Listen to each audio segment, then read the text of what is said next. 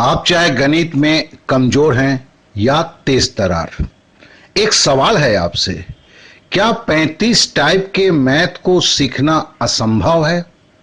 क्या 35 टाइप के मैथ को आप सीख नहीं सकते हैं?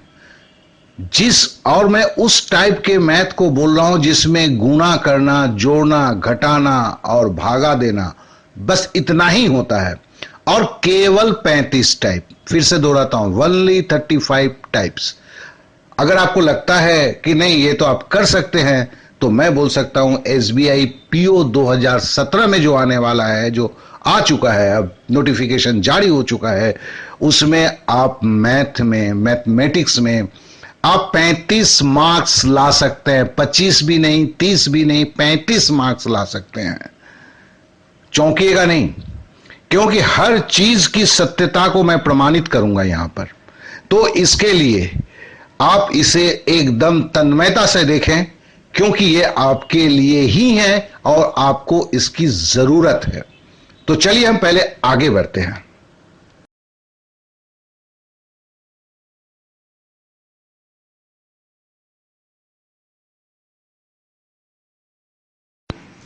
जरा देखिए यहां पर कि मैं जो भी बोल रहा हूं वो एसबीआई पीओ की ही बारे में बात कर रहा हूं, और मेरा बेस है 2016 जो लास्ट ईयर का था। तो सबसे पहले हम देख लेते हैं जो उनके नोटिफिकेशन में है। एसबीआई पीओ के प्रीलिम में जो है मैथमेटिक्स 35 क्वेश्चंस का होता है, जिसमें 35 मार्क होता है, और मेंस जो है उसमें 35 क्वेश्चंस होते हैं लेकिन 60 मार्क्स होता है और 45 मिनट होता है। अब जरा 2016 में जो हुआ था उसको बारे में जरा देख लें, और वो है डाटा इंटरप्रिटेशन या डीआई। और हम इसमें मेंस के ऊपर बात कर रहे हैं, प्रीलिम के ऊपर बात नहीं कर रहे हैं, क्योंकि अगर मेंस संभलता है और मेंस की लेवल की प्रिपरेशन होती है तो प्रीलिम ऐसे ही संभल जाता है। उसके पीछे भी मैं लॉजिक्स आपको आगे के स्लाइड्स में दूंगा। तो चलिए पहले 2016 में जो था, लाइन ग्राफ के ऊपर 5 क्वेश्चन था, पाई चार्ट के ऊपर 5 सवाल था, मिसिंग फिगर के ऊपर 5 सवाल था, बार ग्राफ के ऊपर 5 सवाल था। यहां एक बात को स्पष्ट कर देना चाहता हूं कि ये जो टाइप्स ऑफ सवाल के बारे में बता रहा हूं, ये जो है ये तरह तरह के जो नेट्स में जो आए हुए हैं, मेमोरी बेस्ड जिसे बोलते हैं, उसके आधार पर मैंने लिया हुआ है। हां, 20 सवाल थे डाटा इंटरप्रिटेशन में। मैं तो एग्जाम नहीं देने गया था, बहुत सारे लड़कों से इस चीज की मैं 100% तस्दीक किया कि हाँ भैया 20 ही डीआई में क्वेश्चंस थे।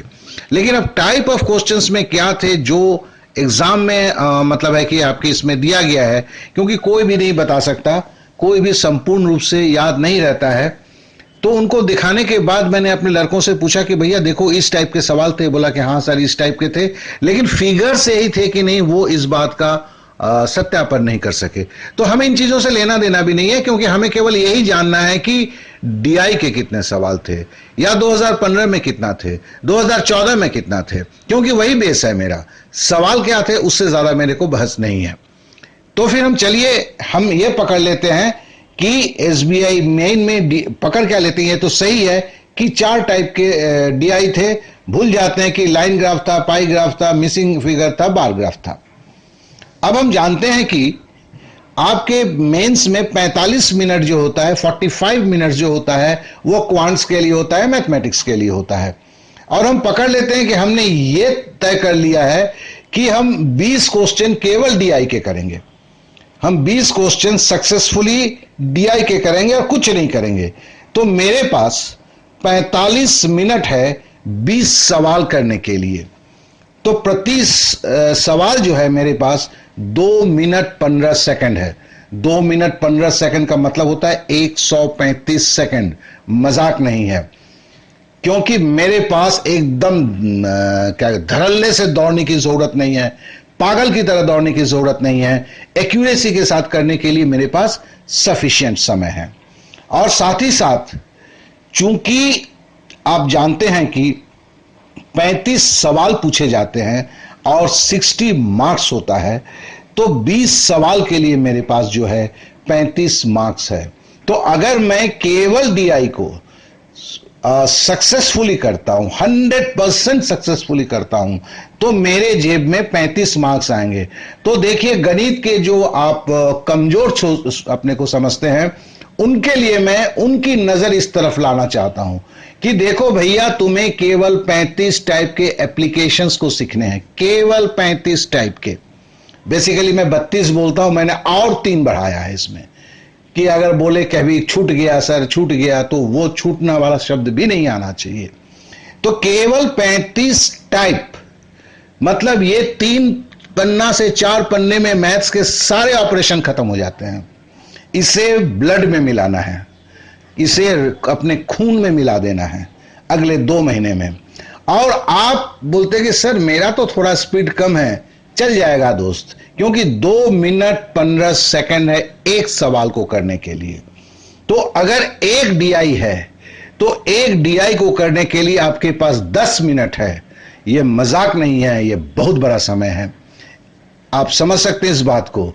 तो पहले जहां आपको एक मैथ 1 मिनट में करना पड़ता है, यहां आपके पास 10 मिनट का वक्त है। इन चीजों की गहराई को अगर आप समझते हैं, तो फिर तैयार हो जाइए। एसबीआई पीओ को नजरअंदाज मत कीजिए, क्योंकि ये बहुत ही सस्ते का सौदा है, बहुत ही सस्ते का सौदा है। मैं बोलूंगा आप कर सकते हैं, केवल ध्यान से इसे देखें, और देखने के बाद आप खुद एसबीआई पीओ के जो क्वेश्चंस हैं पिछले साल के, जो नेट पे हैं, उसे डाउनलोड करें, उसके साथ मिलाएं, सत्यता को खुद देखें, फिर रम जाएं इसमें, क्योंकि सक्सेस अगर ये सही है तो सक्सेस आपको मिलना ही है।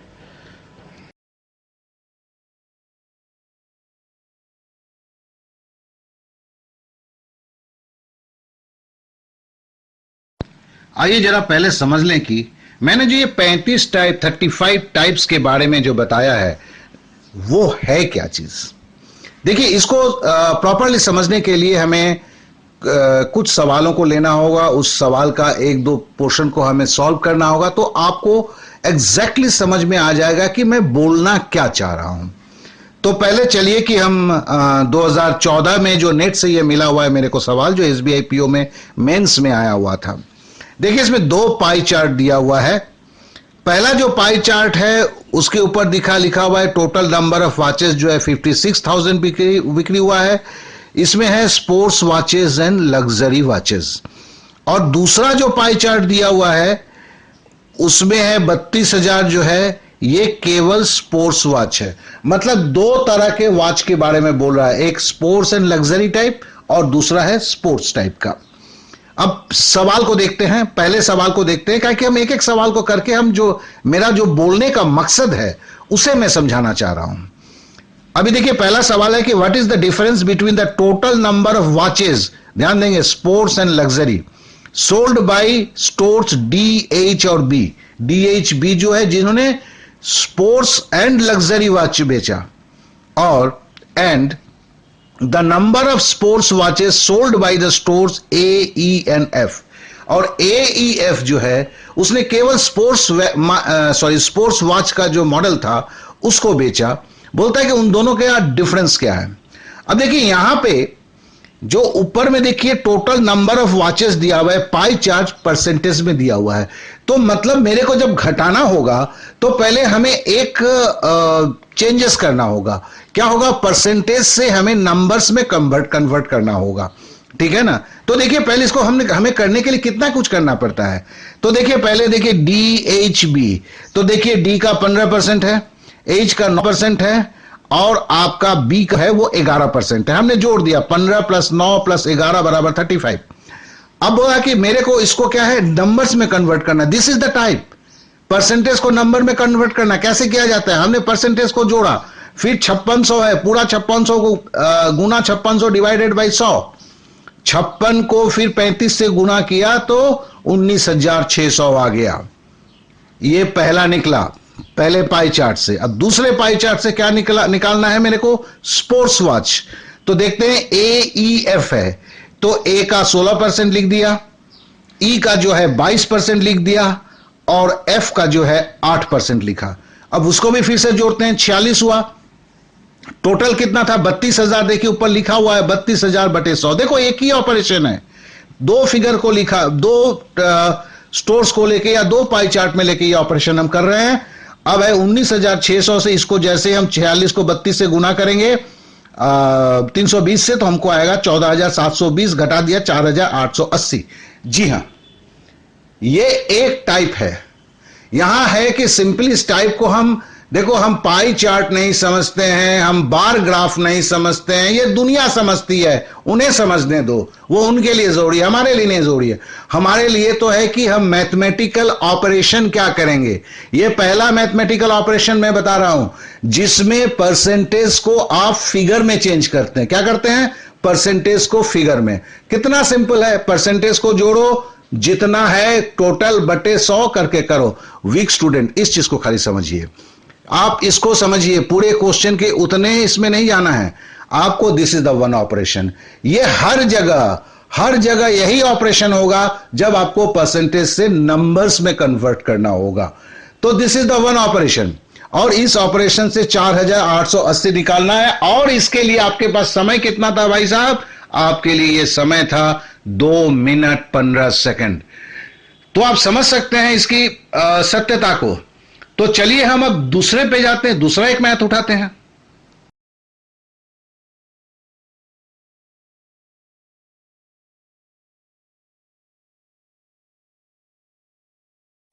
देखिए ये सवाल भी जो है एसबीआई प्रोविजनरी ऑफिसर्स 2014 में आया था, ये भी मैंने नेट से ही लिया हुआ है, उनका मेमोरी बेस है। तो चलिए हम इसको जरा देखते हैं। ये एक लाइन चार्ट हम देख रहे हैं जिसमें हम जो सवाल है उस सवाल को देखते हुए हमें देखना होगा, हमें ढूंढना होगा। तो सवाल में दिया है कि in the given years what is the average production of wheat in Bihar.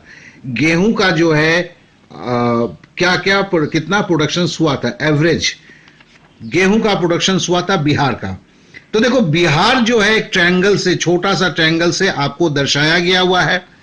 अब बिहार का प्रोडक्शन जो विभिन्न साल में जो था क्या था, देखिए पहला शुरू होता है ट्रायंगल 2800 2800 से, फिर आता है ये 2700, उसके बाद फिर 2800 है, फिर है 3800, फिर आता है आपका 2100, फिर आता है वो 3800, फिर आता है 3600। अब बोला इसका एवरेज करना है, तो मतलब इसको टोटल जोड़ना है। और कितने साल है? 1 2 3 4 5 6 7, मतलब 7 साल से भागा देना है। तो करके निकाला 3086। देखो ये एवरेज का बेसिक ऑपरेशन है, औसत निकालने का बेसिक ऑपरेशन। आप जो डीआई से घबराते हैं, डीआई में जितने भी आपके ऑपरेशंस होते हैं, जितने भी चैप्टर्स के, उसके बेसिक से बहुत ज्यादा ऊपर नहीं जाते हैं। यह करना आसान होता है, लोग घबराते हैं। तो आप जनाब घबराइए नहीं, आप घबराइए नहीं, इन 35 टाइप को ढूंढ के निकाल लीजिए और शुरू हो जाइए अपना विजय रथ निकालने के लिए। मत रोइए कि मैं गणित में कमजोर हूं, इनको ध्यान से देखें, ध्यान से समझें तो समझ में आएगा। गणित आपके लिए महाभारत हो सकता है, लेकिन ये नहीं है, डीआई नहीं है। डीआई को अगर तरीके से देख के सीखेंगे तो इससे आसान कोई चीज भी नहीं है। तो मैंने आपको ये दूसरा एक टाइप दिखाया। ऐसा नहीं कि हर जगह का कैलकुलेशन सिंपल होता है, कैलकुलेशन थोड़ा लंबा भी हो सकता है, लेकिन लंबा होना और कॉम्प्लेक्स होना दोनों में अंतर है। इस अंतर को समझिए क्या है कि एक लंबा चौड़ा आपको जोड़ घटाव करना पड़ता है और आपको दिमाग लगाने की बात होती है। तो दिमाग लगाने वाला कहानी डीआई में बहुत ही कम होता है। और अगर इस 35 टाइप को आप अच्छी तरह समझ लेते हैं और सही पूछो तो ये 15 टाइप का ही जो है बड़ा हुआ रूप है। तो इसके लिए ये भी एकदम ही आसान है और 2 महीने में तो आराम से किया जा सकता है। इस चीज को चलिए अब जान लीजिए। अब चलिए हम तीसरे टाइप को एक देखते हैं।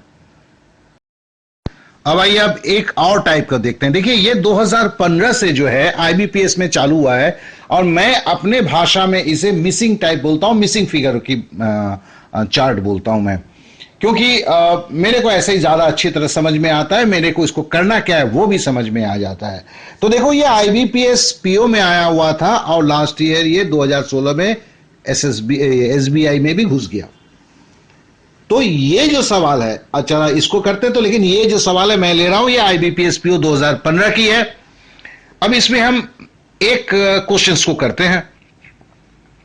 इसमें क्या बोला हुआ है कि data related to the number of candidates appeared and qualified in a competitive exam from 2 states during 5 years।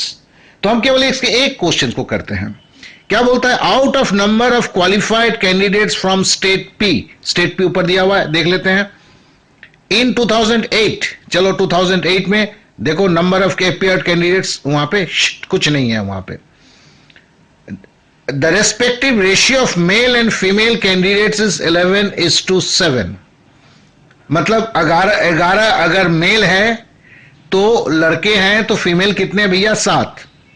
If the number of female qualified candidates from the state P in 2008 is 126, 126 जो हैं आपके 2008 में जो निकले हुए थे qualified candidates, female qualified candidates निकले हुए थे, 126 निकले हुए थे।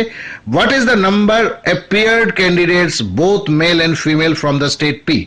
देखो ये दो ऑपरेशन का हम कहेंगे सम्मिलित रूप है, और इसे करना कैसे है उसे जरा देखिए, कितना आसान है, इतना लंबा चौड़ा पढ़ा। पढ़ा क्या है, 126 और उसमें 11 लड़के हैं तो 7 लड़कियां हैं। तो हमने उस तरह से कैलकुलेशन करके हमारे पास जो है हमने क्या निकाला कि 11:7 है, तो हमारे पास जो है ये कितने होंगे।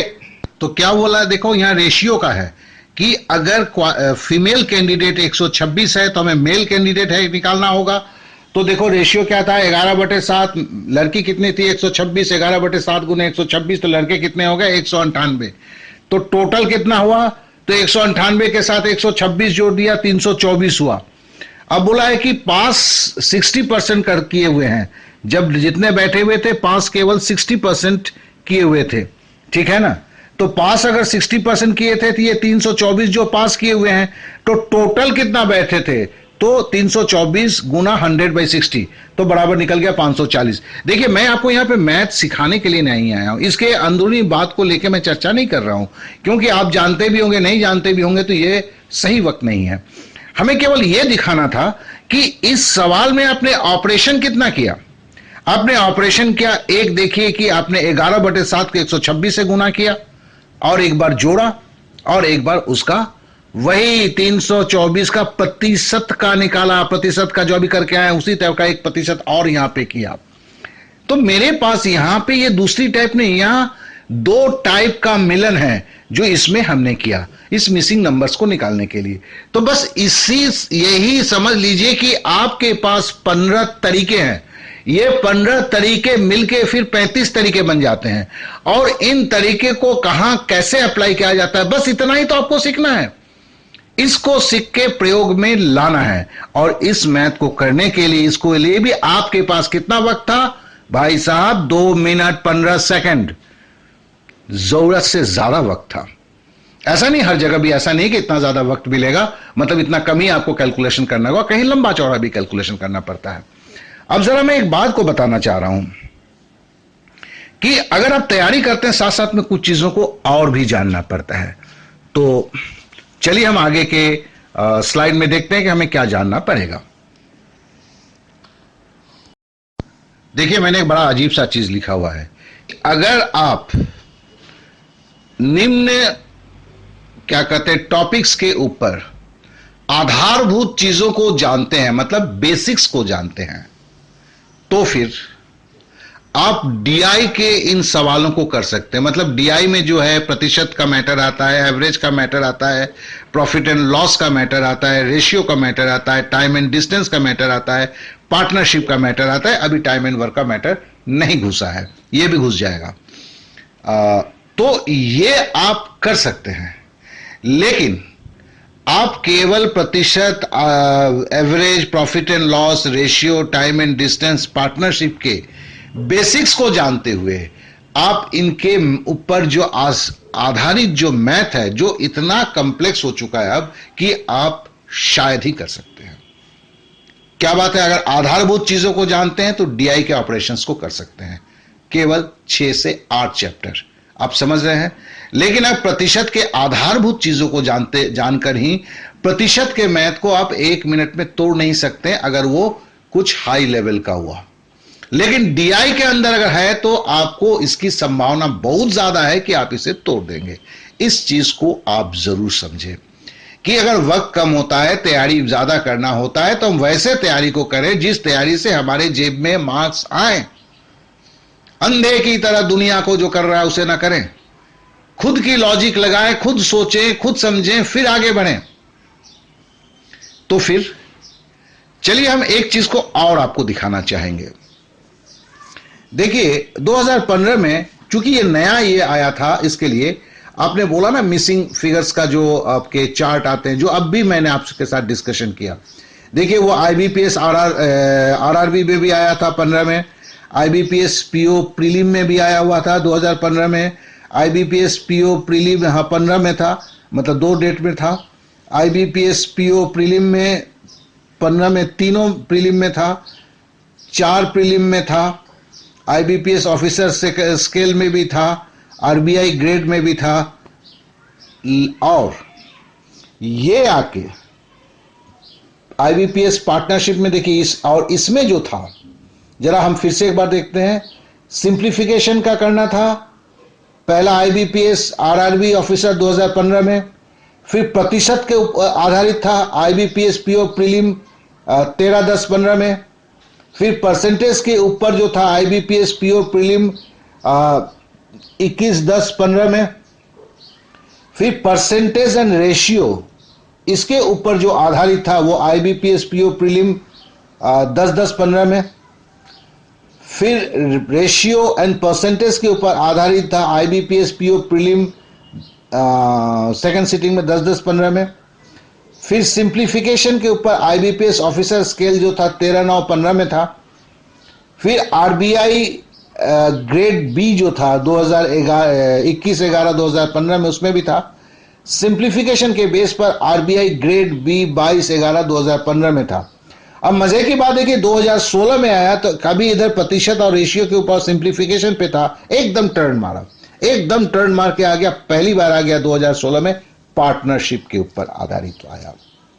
तो मैं और ये जब मैं आरआरबी ये आईबीपीएस की कहानी देख रहा हूं, 2016 में क्या हुआ आपके, जो इसके पहले एसबीआई में नहीं आ रहा था, 2016 में एसबीआई के मेंस में घुस गया, प्रीलिम में भी नहीं घुसा। तो मेरा कहने का मकसद क्या है दोस्त?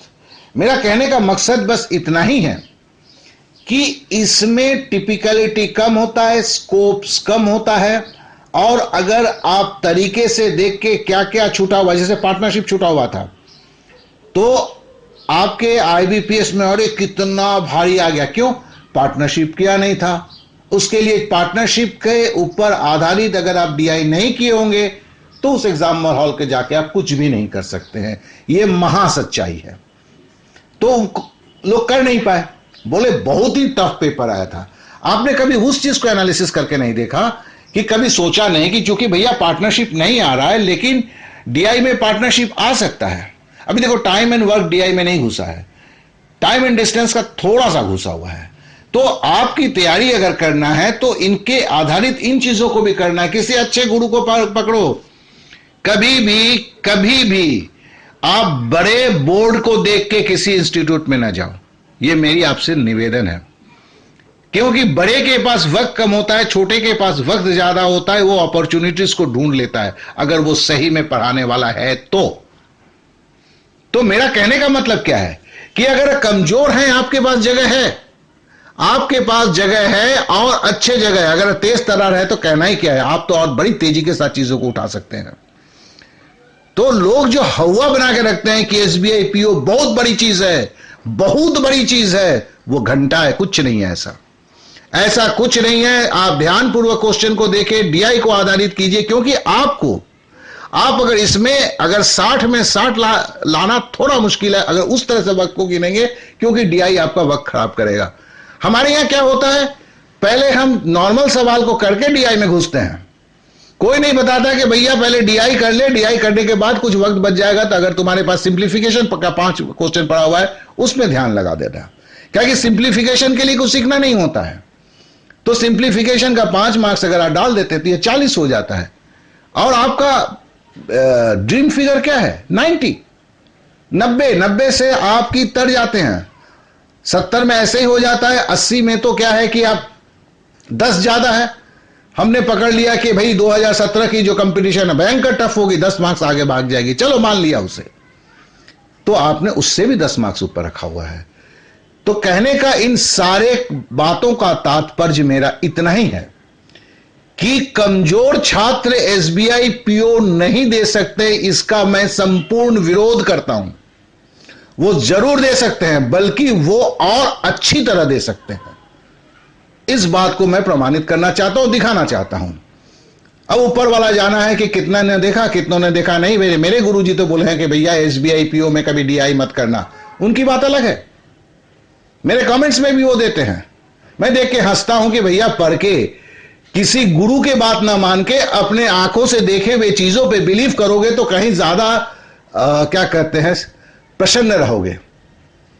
जीवन किसी गुरु पे आधारित नहीं होता है। कुछ इंफॉर्मेशन को लेके खुद एनालिसिस करो, खुद एनालिसिस करके खुद रास्ता देखो, खुद सोचो, फिर पैर बढ़ाओ, क्योंकि जिंदगी तुम्हारी है। जिंदगी किसी इंस्टीट्यूट की नहीं है, जिंदगी तुम्हारी है, तुम्हें संभालना है। तो सच्चाई के रूप में सच्चाई के साथ चीजों को देखो तो तुम्हें रास्ता जरूर नजर आएगा। यह तुम्हारा मेरा तुमसे वादा है।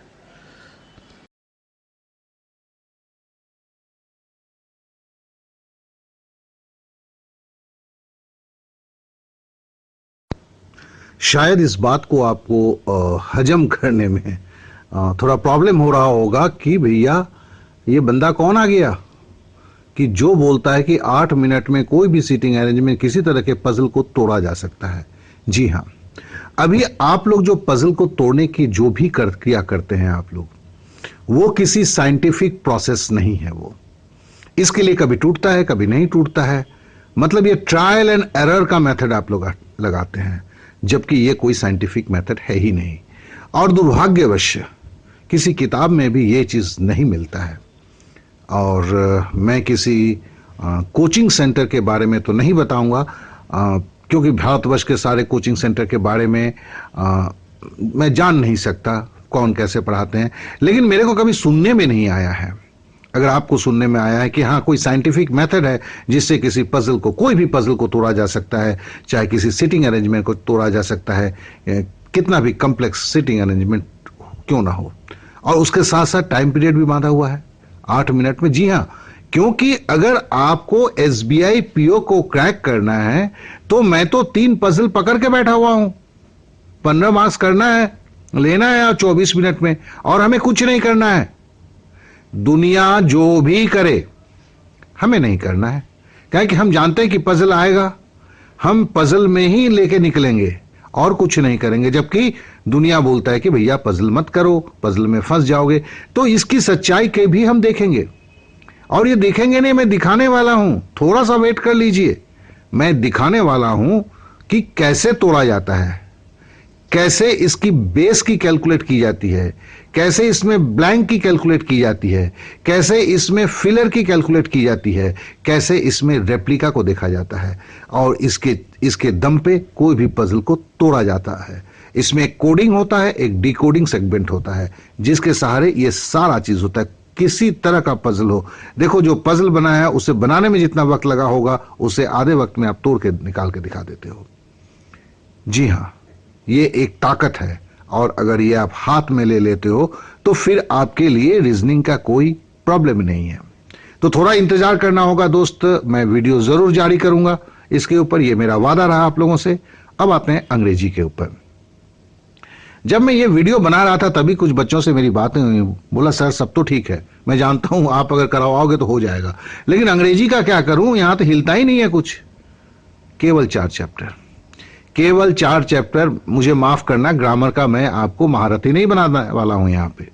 केवल 4 चैप्टर से स्ट्रेटेजिकली आप कैसे, आपकी कोई भी लेवल क्यों नहीं हो, आप इंग्लिश की नैया को पार कर सकते हो 10+ लाके, जबकि कट ऑफ का डबल के बराबर के हो जाता है। ये आप निकाल ले सकते हो, और आपका जो मैजिक मार्क्स जो है 90 उसको आराम से छू सकते हो। तो उसके लिए भी थोड़ा इंतजार करना होगा, क्योंकि एक वीडियो में इतने सारे चीजों को, टॉपिक्स को उठाया नहीं जा सकता है। थोड़ा सा तो इंतजार करना ही पड़ेगा आप लोगों को। और कुछ लड़के मेरे साथ इस एसबीआई के नैया को पार करना चाहते हैं, तो उनसे मेरा यही निवेदन है, यही रिक्वेस्ट है कि भैया मेरे को फोन ना करें। जबकि मैं फोन नंबर देता हूं, फोन नंबर उनके लिए देता हूं जो कभी प्रॉब्लम में फंस जाते हैं, तो वो मेरे से मशवरा कर लें, जो मेरे छात्र हैं। जो छात्र नहीं है उनसे ये मेरा रिक्वेस्ट है कि आप मेरे को मेल करें, तो मैं ज्यादा खुश होऊंगा। मेरा भी कुछ वक्त होता है जो दूसरे देना पड़ता है, उसे मैं दे पाऊंगा। जी, मैंने भी एक क्लास चालू कर रहा हूं, ऑनलाइन क्लास है। मतलब अब कहीं भी हैं, किसी भी अवस्था में हैं, आप मेरे साथ जुड़ के इस एसबीआई पीओ को क्रैक कर सकते हैं। हाँ, लेकिन इसके लिए दो चीज तो काफी जरूरी है। फी तो जरूर है, ये कोई फ्री तो होगा नहीं, लेकिन साथ ही साथ है कि आपके पास समय होना चाहिए 2 महीना जलाने के लिए। उसके लिए कम से कम 5-6 घंटा तो आपके पास होना चाहिए, किसी भी हालत में निकालना है आपको, अगर इस जंग को जीतना है।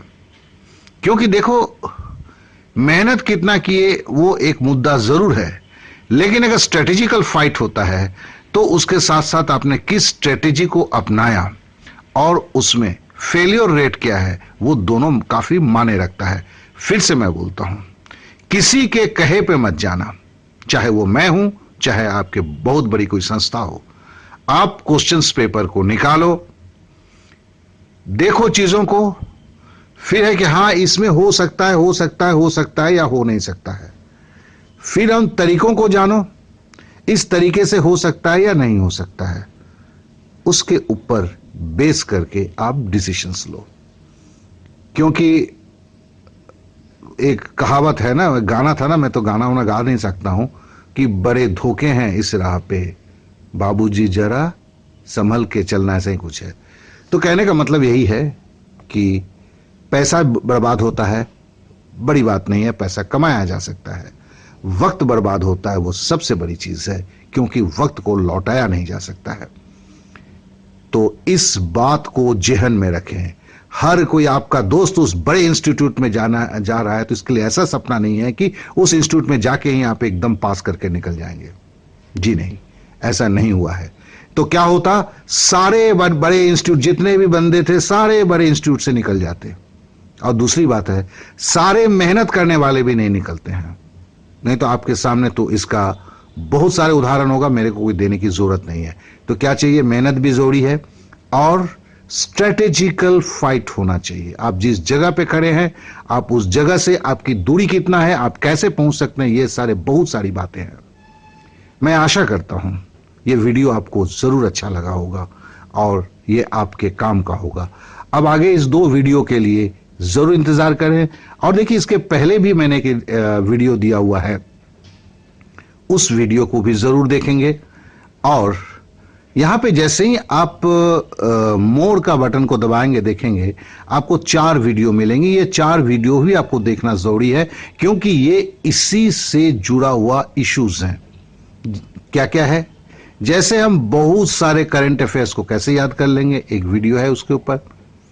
जैसे है कि अगर मैं रीजनिंग का कह रहा हूं, तो पहला जो चैप्टर था उसका, कि किसी गोल चीज को सिटिंग के कैसे सीधा करके कैसे किया जा सकता है, वो एक दूसरा वीडियो है। इस तरह के वीडियो को अगर आपने नहीं देखा है, वो शुरुआत है, उसे वहां आज के बैंक के को बताने के लिए भी मेरे को उसका रेफर तो करना ही पड़ेगा। उसे देख लेते हैं और आशा करते हैं कि अगले सप्ताह तक में मैं ये 2 वीडियो को जरूर आपको सुपुर्द करूंगा। Okay then, thank you, bye bye.